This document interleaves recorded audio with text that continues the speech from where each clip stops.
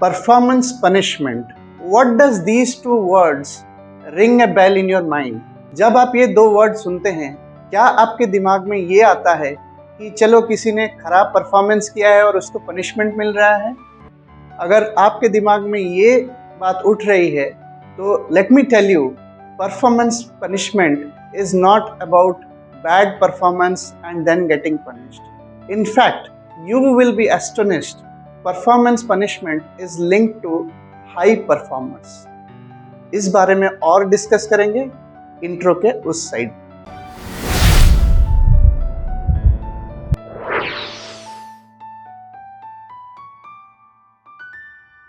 दोस्तों, performance punishment होता क्या है?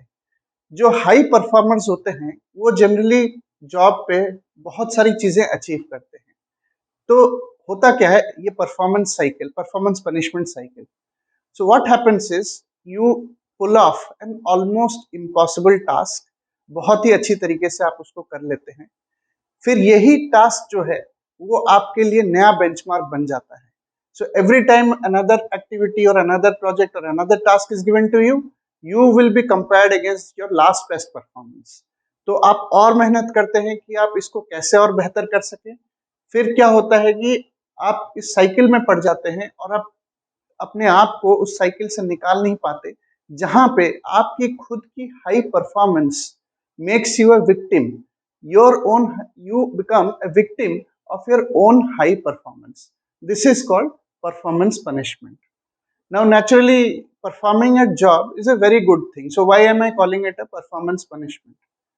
इसको परफॉर्मेंस पनिशमेंट इसलिए बोला जाता है क्योंकि इसके बहुत सारे रिपरकेशंस हैं। For example, burnouts, bad work life balance, resentment. ऐसा भी हो सकता है कि आपको लगे कि आपको ज्यादा काम मिल रहा है दूसरों के मुकाबले, दूसरा आदमी बहुत मजा कर रहा है लेकिन आप जो है टीम में आप ही काम कर रहे हो क्योंकि you have become the go to person. तो ये बहुत सारी चीजें हैं जो इसके रिपरकेशंस हैं, जो इसके नेगेटिव्स निकल के आते हैं। मैं ये नहीं कह रहा कि आप परफॉर्मेंस ना करें जॉब पे, लेकिन don't get into the performance punishment cycle.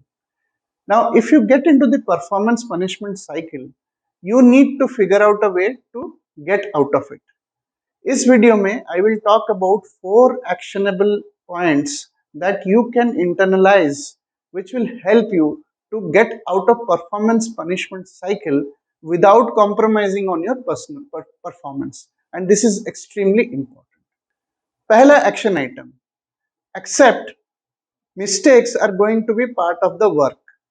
Generally जो हाई परफॉर्मर्स होते हैं वो जनरली सोचते हैं कि अगर मैंने मिस्टेक्स कर लिया तो मैं शायद इस गेम से आउट हो जाऊंगा, शायद मेरी लाइफ में बहुत सारा प्रॉब्लम्स आ जाएगा वर्क रिलेटेड। तो वो क्या करते हैं कि they always don't accept mistakes, they are very hard on mistakes.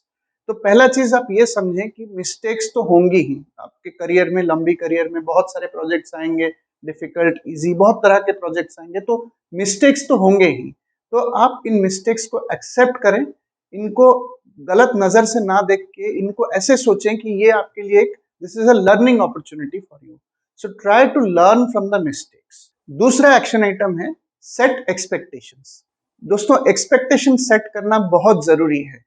मैंने ऐसा काम में बहुत बार देखा है कि हमारे बॉस या हमारे मैनेजर जो हैं वो हमसे कुछ रिव्यू के लिए मांग रहे हैं और हम जो है हम उसको परफेक्ट करने के चक्कर में हम और टाइम मांग रहे हैं।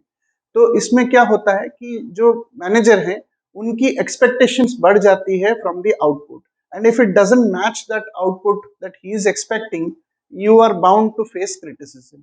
सो डेडलाइंस को स्टिक करें। It is important to stick to the deadlines rather than trying to get into the perfection cycle.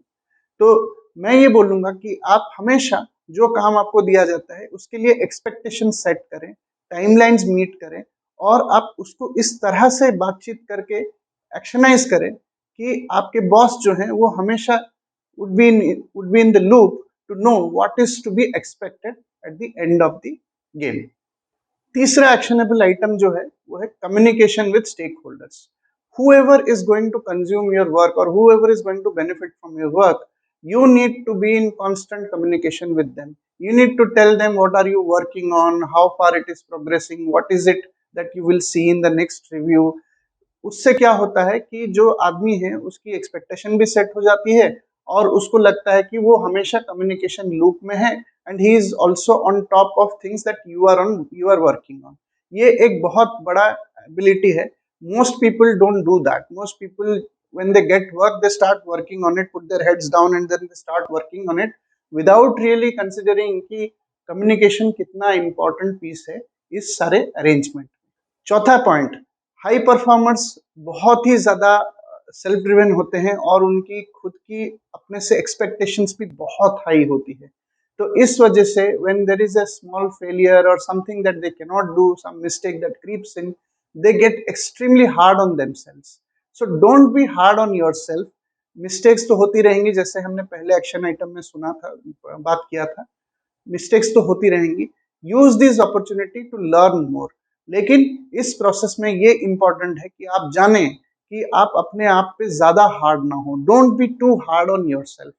just take it easy in a sense that you know that mistakes are part of it and have an open mind so that you can learn more and correct these mistakes in the right way. So दोस्तों, in the end what I want to tell you is performance punishment is real. ऐसे बहुत सारे लोग हैं जो अपने खुद के हाई परफॉर्मेंस में फंस जाते हैं and their life goes out of the groove because work life खराब हो जाता है, रिजेंटमेंट हो जाता है, बर्नआउट हो जाता है, बहुत सारी चीजें हो जाती है क्योंकि it is impossible to keep doing your best all the time. हमेशा अपने आप को बेटर करना पॉसिबल नहीं होता है। तो ये चीज आप समझें और आप इसको इंटरनलाइज करें।